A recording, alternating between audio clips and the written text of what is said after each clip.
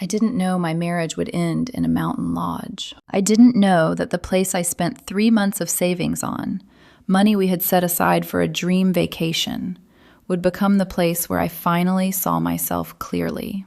And I definitely didn't expect that the woman who helped me see it wouldn't be my husband. My name is Elena Brooks. I'm 36 years old. I've been married to Vanessa Brooks. No, not Vanessa anymore. That was the original story. Let me say it the right way. My name is Elena Brooks.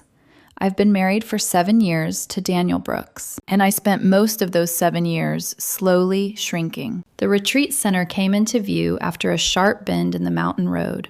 Massive wooden beams, floor-to-ceiling windows reflecting endless pine trees. It looked expensive, exclusive, like the kind of place people came to fix things that were almost beyond repair. Daniel broke the silence in the car. "Did you pat my hiking boots?" It wasn't a question.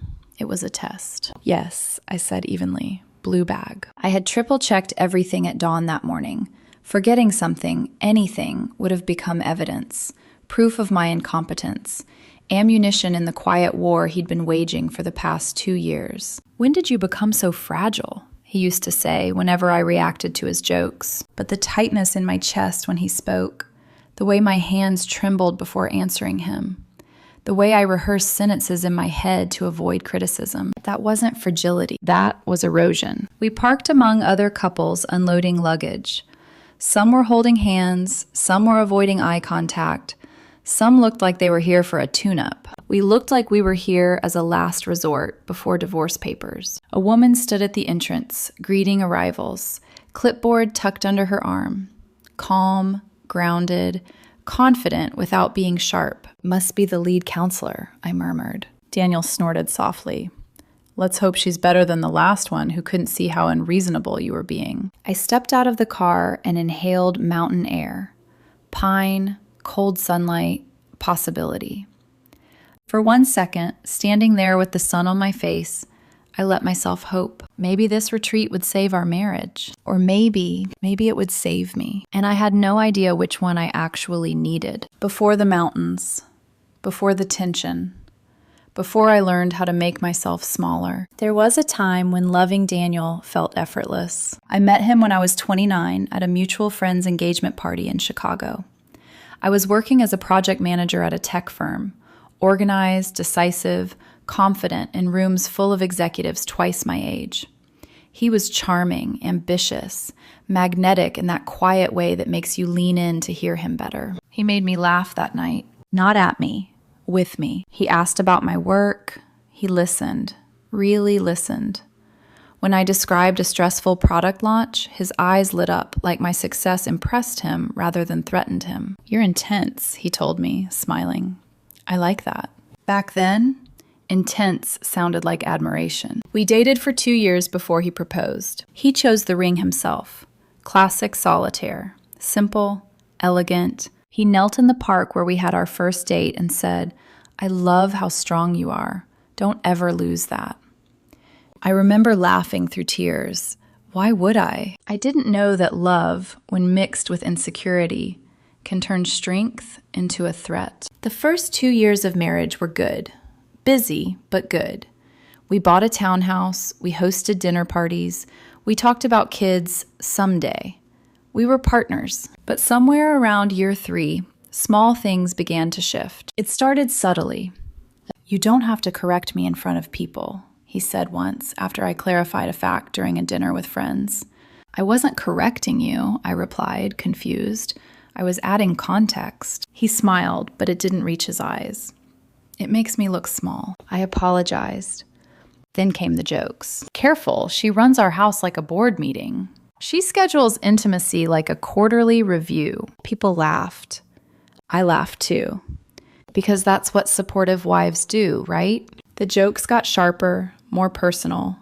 Comments about my tone, my ambition, my intimidating presence. "You don't have to dominate every room," he'd say on the drive home. "I'm not dominating, I'm participating." "Exactly," he'd mutter. When I received a promotion 2 years ago, director level, something shifted permanently. He congratulated me. He even opened champagne. But that night, lying in bed, he stared at the ceiling and said quietly, "You make more than me now." It wasn't accusation. It wasn't anger. It was something colder. After that, the criticisms multiplied. "You've changed. You're colder.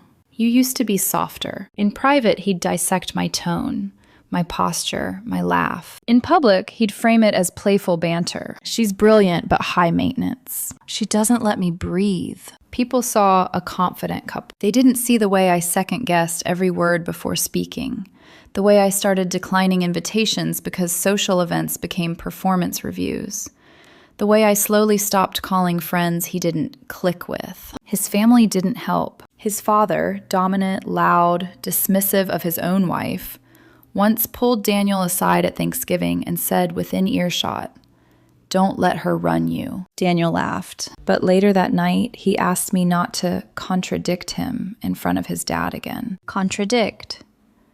For answering a question directly. Somewhere in those years, I began shrinking. I softened my opinions. I downplayed achievements. I asked for reassurance instead of asserting boundaries. And the more I accommodated, the more space he took, until I didn't recognize myself anymore. When I booked the Mountain View retreat, it wasn't dramatic. There wasn't a huge fight. It was after a dinner where he compared me to a corporate robot in front of friends. In the bathroom afterward, I stared at myself in the mirror. Mascara intact, posture straight, smile rehearsed. But inside, I felt hollow. So I spent 3 months of savings, not because I believed the mountains could fix him, but because I was desperate to understand when I stopped being Elena and started being someone who flinched at her own husband's voice. The retreat didn't create the cracks in our marriage. It simply magnified them. From the moment we stepped into the main hall, I could feel it. The invisible hierarchy Daniel carried into every room. He walked half a step ahead of me, greeting strangers with polished confidence. His charm switched on instantly. "Daniel Brooks," he said to a silver-haired businessman, firm handshake. "We're just here for a tune-up." Tune-up. Like I was the faulty part. I noticed how easily he could project warmth when it served him. The controlled laugh, the attentive nod, the subtle way he positioned himself slightly in front of me when speaking to others. When introductions began, 12 couples sat in a circle of plush chairs. The air was thick with nervous energy. When it was our turn, Daniel reached for my hand. Public affection. Private distance. "We've been married 7 years, he began smoothly. Life got busy. We lost our spark somewhere along the way. His version of our problems was sanitized, Instagram ready. Dr. Ela Whitmore, the senior counselor, listened without interrupting. She had this calm authority about her. Steady eye contact, measured tone. The kind of presence that made you feel seen rather than evaluated. "And what are you hoping to gain from this retreat?" she asked gently. Daniel answered before I could. "She needs to rediscover her confidence," he said lightly. "She's become overly sensitive lately. It affects everything." A few men chuckled. Heat crept up my neck. Sensitive. That word again. I inhaled slowly and finally spoke. "I want to feel heard." The room quieted. Dr. Whitmore nodded. "That's a powerful place to begin." The first group exercise separated men and women. In the women's circle, something unexpected happened. Instead of resentment or bitterness, I heard vulnerability. One woman spoke about feeling invisible. Another about walking on eggshells. Another about apologizing constantly to keep peace. Patterns echoed mine. When my turn came, my voice felt fragile at first. "I used to be confident," I said. "Now I second-guess myself. I don't know when that started." Dr. Whitmore leaned slightly forward. "When did you first notice yourself becoming smaller in your marriage?" The word smaller hit with unsettling precision. "After my promotion," I admitted. "That's when things shifted." "Interesting timing," she said softly. "Success can trigger insecurity in partners who equate control with safety." Control. The word lingered. Later, during a trust exercise, Daniel's old patterns resurfaced effortlessly. We sat facing each other on meditation cushions. "Share something you feel shame about," Dr. Whitmore instructed. Daniel went first. "I sometimes feel like I'm not enough," he said smoothly, "especially with a partner as accomplished as Elena. It's hard not to feel overshadowed." The vulnerability sounded genuine, but then his eyes sharpened slightly. "And I need her to be less reactive, less defensive, more supportive instead of correcting me." There it was. The pivot, my supposed flaw, framed as the reason for his insecurity. When my turn came, I hesitated. "I feel shame about how much I've changed," I said quietly. "About how I've allowed myself to shrink." Daniel's jaw tightened. "So now I've made you small?" he asked. "I didn't say that." "But you implied it," Dr. Whitmore intervened calmly.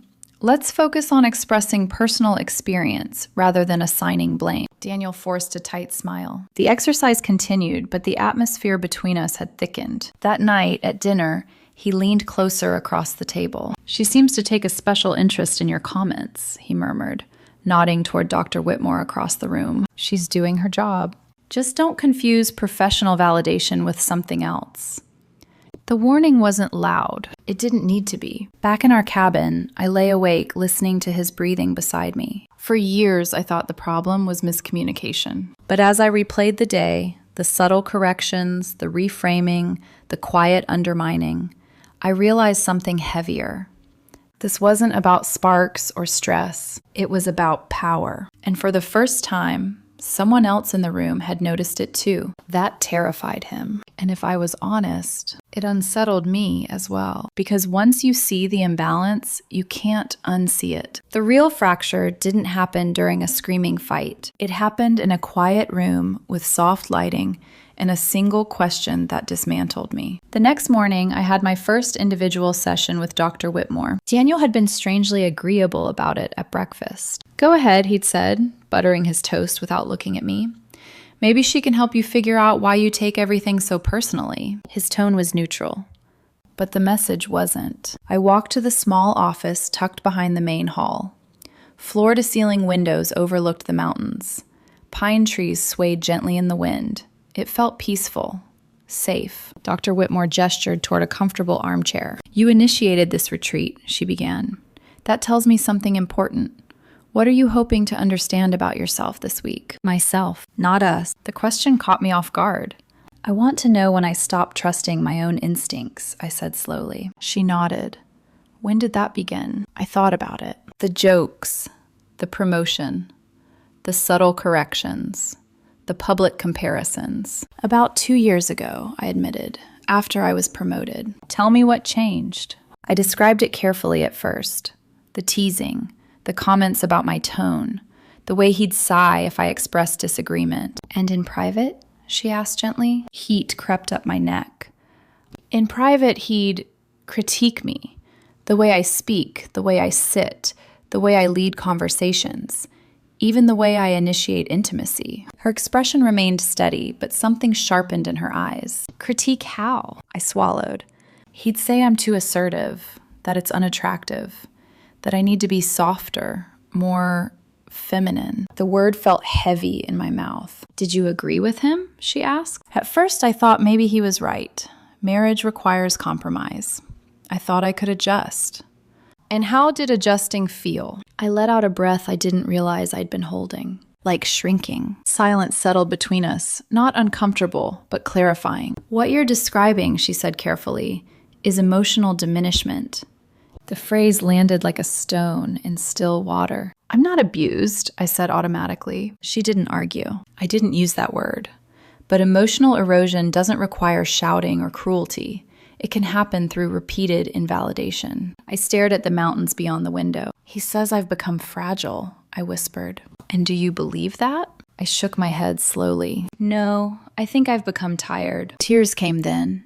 Quiet, uncontrolled. I hadn't cried in front of anyone in years. She waited patiently, offering tissues without comment. When I regained my composure, she leaned forward slightly. "Elena, I want you to consider something. Strength doesn't disappear overnight. It gets buried under constant criticism." Her voice was calm, but her words struck deep. "What if nothing is wrong with you?" she asked. The question cracked something open inside me, because I had spent 2 years assuming the problem was me. When the session ended, she gave me practical strategies, boundary-setting language, ways to respond without escalating conflict, reminders to separate my worth from his perception. During group sessions, I'd like to observe your dynamic more closely, she said, with your permission. Yes, I said immediately, because for the first time, I didn't feel crazy. I felt seen. That afternoon came the mirror exercise. Couples stood in front of the group and shared perceived strengths and weaknesses. When it was Daniel's turn to speak about me, he began well. Elena is brilliant, he said. Driven, compassionate. I felt a flicker of hope. Then, but she can be intense, overbearing. She struggles with emotional regulation when challenged. The room grew quiet. He smiled lightly. Sometimes I feel like I married a CEO instead of a wife. Laughter. Nervous. Scattered. My pulse pounded in my ears. Dr. Whitmore's voice cut through gently. Let's focus on personal needs rather than character critiques. Daniel shrugged. I need a partner who isn't so defensive. My turn. My mouth felt dry. I need respect, I said. He rolled his eyes. I need to feel valued privately, not just praised publicly. That's unfair, he said sharply. Please allow her to finish, Dr. Whitmore interjected. I need to be accepted as I am, I continued, my voice steady despite the tremor in my hands, not reshaped to fit someone else's comfort. The silence afterward felt electric. Daniel's jaw tightened. So now I'm controlling? I didn't say that, but you're implying it. The old me would have backtracked, apologized, softened. Instead, I held his gaze. I'm describing my experience. The shift was subtle, but it was there. After the session, Daniel was quiet. Too quiet. Back in the cabin that evening, he finally spoke. You embarrassed me, I answered honestly. You made me look like some kind of villain. I talked about my needs. He paced the room. You've changed, he said again. I looked at him carefully. Maybe I'm remembering who I used to be. That was the moment. Not the shouting, not the accusations, but the realization in his eyes that I was no longer shrinking automatically. And something inside him recognized it as a threat. For the first time in 2 years, I didn't feel small, and he noticed. That night, the air inside our cabin felt thinner than the mountain air outside. Daniel stood near the window, arms crossed, jaw tight. The lamplight carved sharp shadows across his face. I sat at the edge of the bed, hands folded in my lap, not submissive, not defensive, just steady. You've been different since you started talking to her, he said finally. Different how? More confrontational. I almost laughed at the irony. You mean I'm speaking? He exhaled sharply. This is exactly what I mean. You twist everything. There it was, the familiar pivot. The suggestion that my clarity was aggression. I felt the old instinct rising, to soften, to reassure, to say, I'm sorry if it came out wrong. But Dr. Whitmore's voice echoed in my mind. Interdependence is healthy. Emotional subjugation is not. I'm not twisting anything, I said calmly. I'm describing how I feel. And how you feel always paints me as the problem. That's not true. He turned to face me fully. So I'm just imagining the way you've pulled away, the way you look at her like she's some kind of savior. The accusation startled me. I don't look at her that way. You light up when she validates you. The word validate hung between us. Daniel, I said quietly, do you know the last time you validated me? He hesitated. That hesitation told me everything. You think I don't support you? He asked defensively. I supported your career. I brag about you constantly. In public, I said, yes. He flinched slightly. But in private, I continued, my voice soft but unwavering. You dismantle me. You call it pushing me to be better, but it feels like I'm constantly being measured and found lacking. His shoulders stiffened. So now I'm abusive? I didn't say that. You're implying it. I inhaled slowly. I'm saying I feel diminished. The words seemed to hit him harder than anything else. For a moment, silence filled the cabin. Then his anger faltered, just a crack. You used to be confident, he said more quietly. You didn't second-guess yourself. I didn't feel like I had to. He looked away.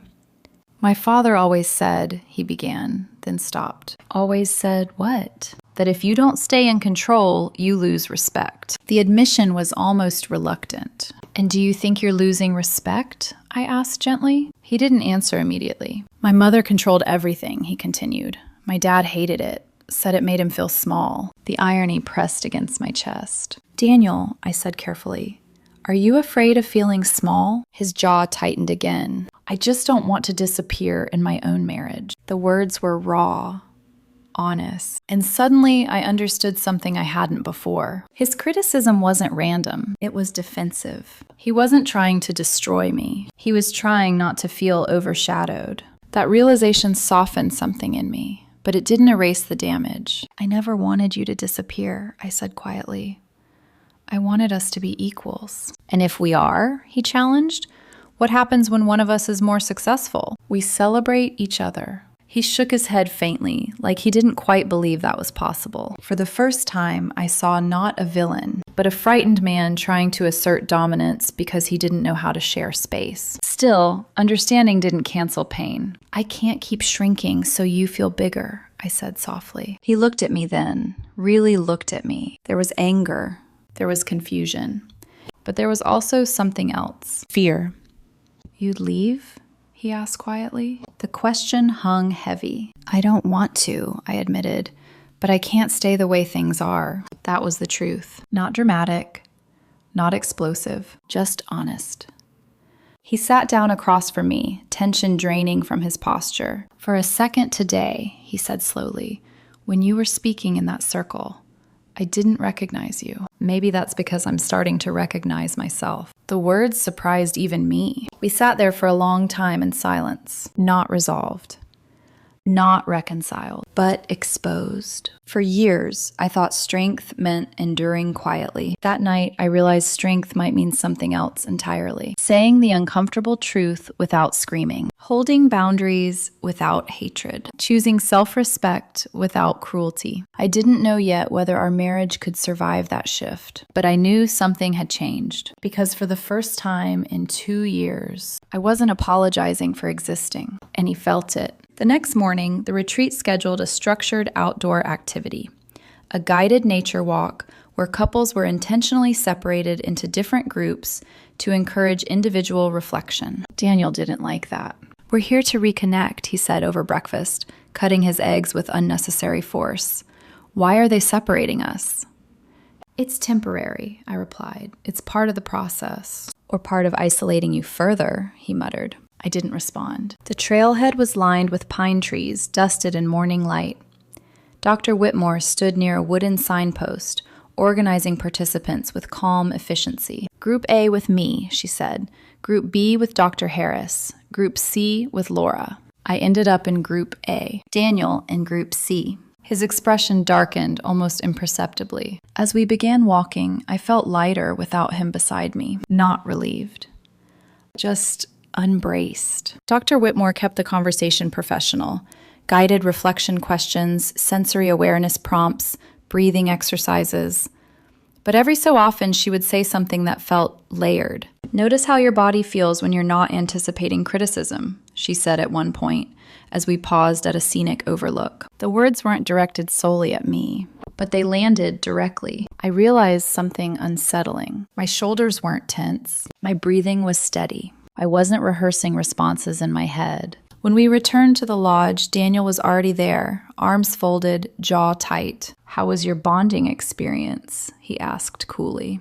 It was peaceful, I said honestly. Must be nice. The sarcasm was subtle, but sharp. Lunch was a group affair in the main hall. Daniel sat closer than usual, his knee pressed firmly against mine under the table. A public display of closeness. Possession disguised as intimacy. He laughed at my comments louder than necessary. Finished my sentences. Touched my arm frequently. Other couples smiled at us. From the outside, we looked connected. From the inside, I felt monitored. After lunch, there was a vulnerability exercise. Couples sat face to face, answering increasingly personal prompts. The question that shifted everything was simple. What are you most afraid of losing? Daniel went first. I'm afraid of losing relevance, he said slowly. Of becoming unnecessary in my own marriage. The honesty caught me off guard. And what makes you feel unnecessary? Dr. Whitmore asked gently. He hesitated, then glanced at me. When my wife doesn't need me. A murmur rippled softly through the group. I felt something tighten in my chest. I've never said I don't need you, I responded quietly. You don't have to, he said. You handle everything. You lead. You succeed. Where does that leave me? The rawness in his voice shifted the room's energy. But then he pivoted. And when she challenges me publicly, it reinforces that feeling. There it was again, the subtle redirection. My competence reframed as humiliation, Dr. Whitmore observed carefully. Elena, she said gently, what are you most afraid of losing? I swallowed. Myself. The word hung in the air. Daniel blinked. I'm afraid of losing who I was before I started shrinking, I continued. Before I began filtering everything I say so it wouldn't upset you. His expression hardened. So now I make you feel voiceless? I feel voiceless, I corrected. That's not the same. It is when it happens repeatedly. The tension thickened. Other couples shifted uncomfortably. Dr. Whitmore intervened. Let's pause. This isn't about assigning fault. It's about identifying patterns. Daniel's jaw flexed. After the session ended, he pulled me aside near the hallway. You're enjoying this, he said quietly. Enjoying what? Making me look like the insecure husband. I'm not trying to make you look like anything. You're feeding into her narrative. There is no narrative, I said firmly. There's just honesty. He stepped closer. Do you know how humiliating it is to sit there while you imply I've diminished you? I met his gaze. Do you know how exhausting it is to feel diminished? The words landed between us like a dropped weight. For a moment, neither of us spoke. Then his voice lowered. She's influencing you. No, I said calmly. She's helping me articulate what I've felt for 2 years. He exhaled sharply, frustration visible. This is exactly what I was afraid of. You finding someone who validates your version of events. Why is validation threatening? I asked. Because it's not objective. Neither is constant criticism. That silenced him. Dinner that evening was tense. He barely touched his food. Afterward, he excused himself early. I stayed behind, finishing my coffee alone. Dr. Whitmore approached, professional distance intact. How are you holding up? She asked quietly. I feel like the ground is shifting, I admitted. Growth often feels destabilizing before it feels empowering. I don't want to destroy my marriage, I said. Then don't, she replied evenly, but don't destroy yourself to preserve it. The words hit harder than anything she'd said all week. When I returned to the cabin, Daniel was sitting in the dark. You talked to her again, he said without turning. She checked in. That's her job. Is exchanging numbers part of that job too? I froze. She offered a professional contact in case things escalated. Things escalated? His voice sharpened. Am I dangerous now? No. Then why would you need that? Because I'm afraid of your reactions, I almost said. But instead, because this week is intense. He stood.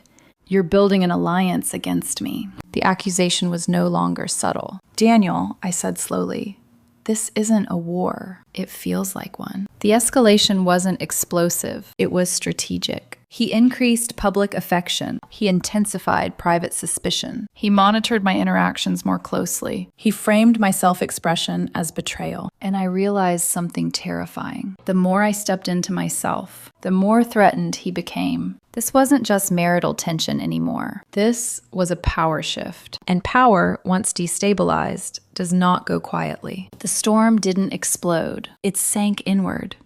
The fourth night of the retreat, the mountains were wrapped in fog. Pine trees disappeared into white haze. Even the lodge looked distant, muted. Inside our cabin, the silence felt heavier than shouting. Daniel hadn't spoken to me since dinner. Not cold, not loud, just absent. He lay on his side of the bed, back turned, phone in hand, screen light flickering against the dark. I stood by the small window, arms wrapped around myself. For the first time since arriving, doubt crept in. What if he's right? What if I am overreacting? What if I've misinterpreted everything and I'm letting a therapist unravel something that could have been fixed quietly? The mind does that when it's been conditioned long enough. It revises history, softens impact, questions its own perception. I replayed the years in my head, the jokes, the sighs, the subtle corrections in front of friends, the way he'd say, "You're being dramatic," whenever I expressed hurt. Maybe I was dramatic. Maybe successful women are just hard to love. The thought made my stomach twist. I sat down on the edge of the bed. "Daniel," I said softly. He didn't respond. "Can we talk?" A beat.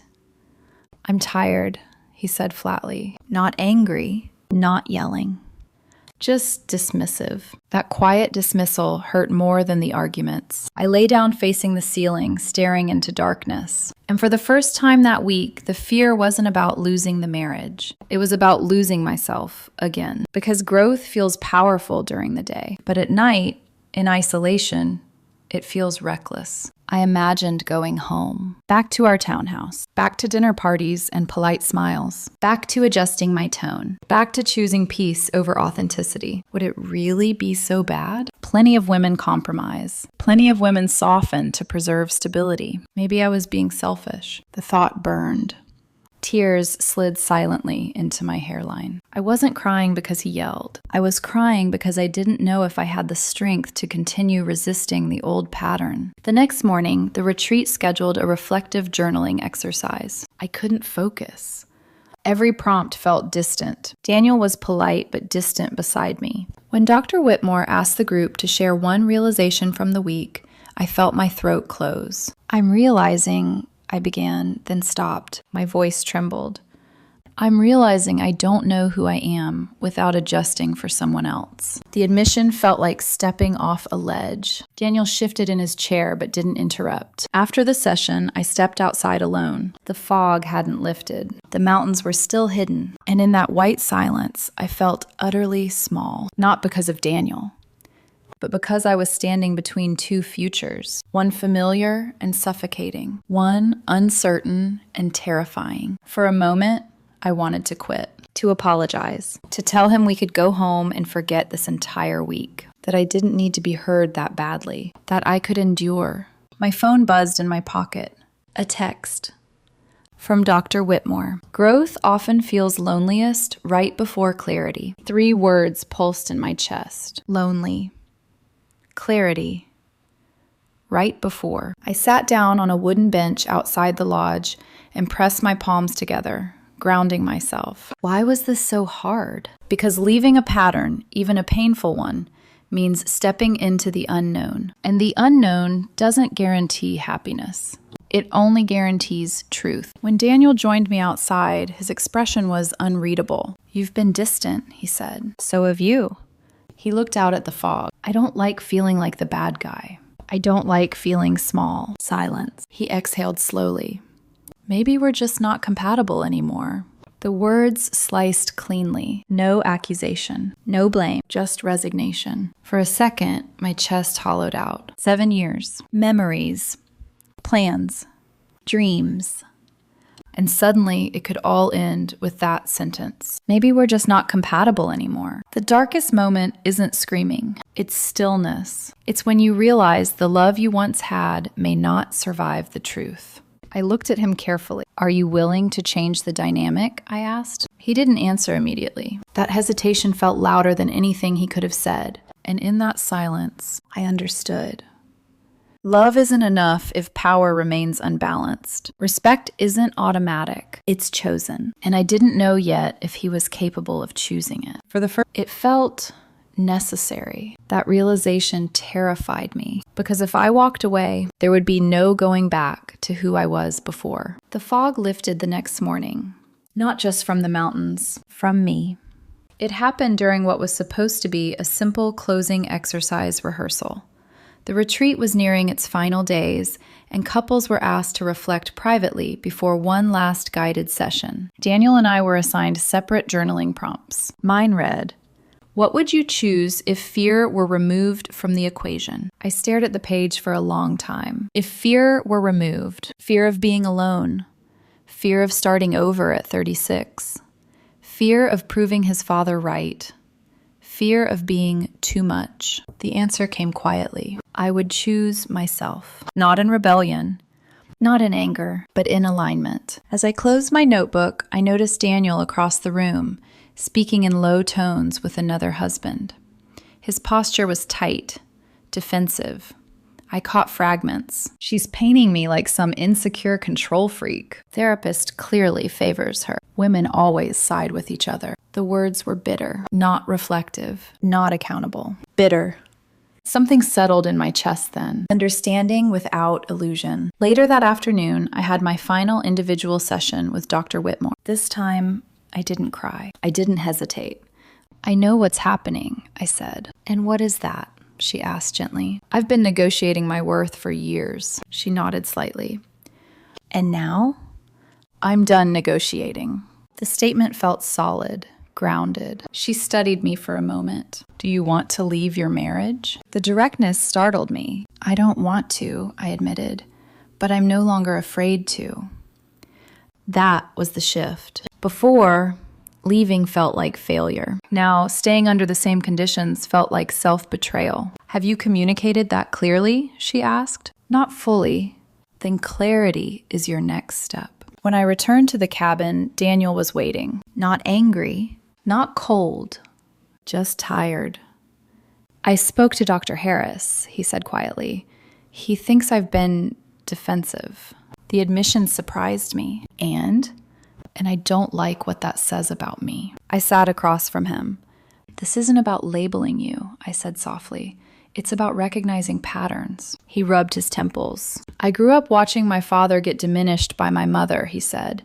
He always said, never let that happen. And so you made sure it didn't, I replied gently, at your expense. The words hung heavy. For the first time, he didn't deflect. He didn't argue. He didn't redirect. He just sat with it. I don't know how to share power, he admitted. Honest, raw. I don't know how to feel secure when I'm not the stronger one. You don't need to be stronger, I said. You need to be equal. Silence. A long one. Then, what if I can't? He asked. That was the real question. Not about love, not about attraction, about capacity. I can't keep shrinking, I said calmly. If we stay married, it has to be as equals. No more public corrections, no more private critiques about who I should be. He looked at me carefully. And if I slip, then we address it together, but not by pretending it didn't happen. He nodded slowly. And if I can't change? I inhaled deeply. Then I will leave. There it was. Not a threat, not dramatic, just truth. His eyes searched mine, looking for hesitation. There wasn't any. For the first time since we arrived at the retreat, the balance of power didn't feel tilted. Not because I was dominating, but because I wasn't conceding automatically. He leaned back against the chair, exhaling slowly. I don't want to lose you, he said. Then don't. The responsibility shifted, not onto me, onto him. That evening during the closing group reflection, I spoke clearly. I came here thinking we needed to fix our spark, I said to the circle. But I realized I needed to reclaim my voice. Whether our marriage continues or not depends on whether that voice is respected. Daniel didn't interrupt. He didn't roll his eyes. He didn't reframe. He simply listened. And in that listening, something irreversible happened. I stopped being afraid of the outcome. Because once you remove fear from the equation, you finally see what you're choosing and what you're no longer willing to tolerate. The last morning at Mountain View Retreat didn't feel triumphant. It felt quiet. Heavy in a different way. The dramatic confrontations had already happened. The accusations, the defensiveness, the raw confessions. What remained was something more fragile. Choice. Daniel and I packed our bags in near silence. Not hostile, not affectionate, just aware.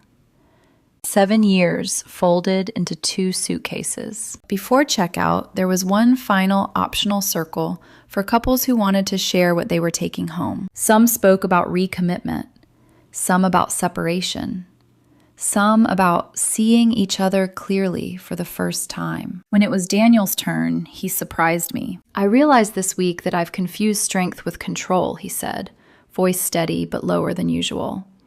And in trying not to feel small, I made my wife feel smaller. The room went still. He didn't look at me when he said it, but he didn't avoid the truth either. I don't know yet if I can undo that pattern, he continued, but I know I can't pretend it doesn't exist anymore. There was no applause, no dramatic reconciliation, just honesty. When it was my turn, I didn't speak about love. I spoke about alignment. I learned that respect isn't automatic just because you're married, I said calmly. It's a practice. And if that practice disappears, love starts to feel like negotiation. Dr. Whitmore met my eyes briefly, professional, composed.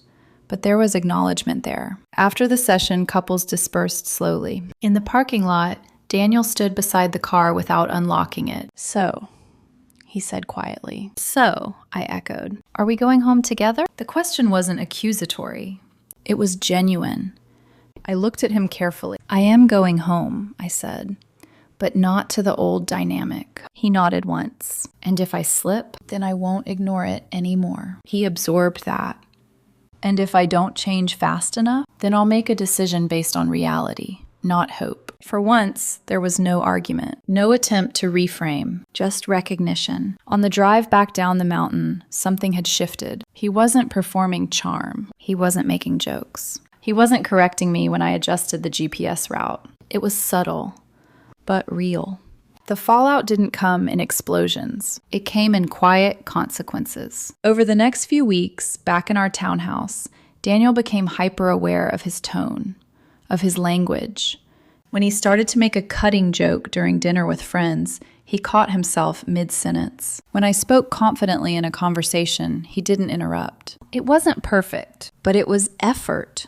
And effort, I realized, reveals intention. His father noticed the change. At a family gathering, when Daniel didn't laugh along at a comment about keeping wives in check, the room went slightly awkward. His father's eyes narrowed. "Everything all right at home?" he asked pointedly. Daniel held his gaze. Yes, actually it is. That small defiance cost him something. I could see it. But he didn't look at me resentfully afterward. He looked relieved. Not every consequence was external. Some were internal.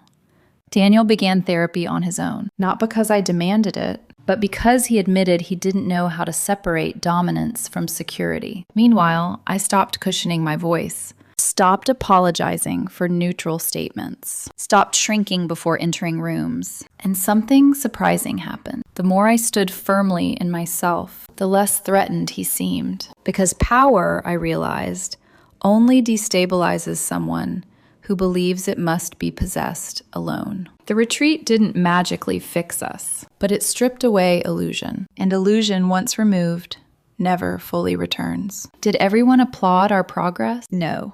Some friends assumed we'd separate. Some quietly took sides. But the real fallout wasn't social. It was structural.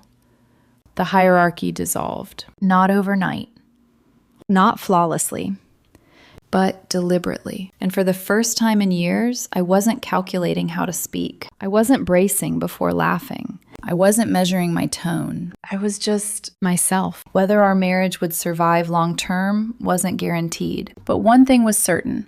If it did, it would not be because I sacrificed my voice to protect his ego. And if it didn't, it would not be because I failed to endure. It would be because equality requires two people willing to share space. And I was no longer willing to disappear to maintain the illusion of harmony. It's been 6 months since the retreat. We're still married, but more importantly, I'm still myself. That might sound small. It isn't. There are still moments when Daniel slips into old patterns, when insecurity whispers louder than reason. But now I don't fold automatically. I say calmly, that felt diminishing, and he listens. Sometimes defensively, sometimes immediately, but he listens. The biggest lesson I learned in those mountains wasn't about marriage. It was about worth. For years, I thought strength meant endurance. I thought being a good wife meant adjusting quietly. I thought love required self-reduction. I was wrong. Real partnership isn't about who shines brighter. It's about whether both people are allowed to shine at all. The retreat didn't give me a new identity. It gave me permission to reclaim the one I'd buried. And here's the truth no one tells you. The scariest part of finding your voice isn't speaking. It's accepting that once you do, some relationships will either rise to meet it or fall away. Both outcomes are clarity. And clarity, no matter how painful, is freedom. If you're listening to this and you feel smaller than you used to, pause. Ask yourself when that started. Ask yourself who benefits from your shrinking. And then ask yourself one final question. If fear were removed, who would you choose to be? Because sometimes saving your marriage means saving yourself first. And sometimes saving yourself is enough.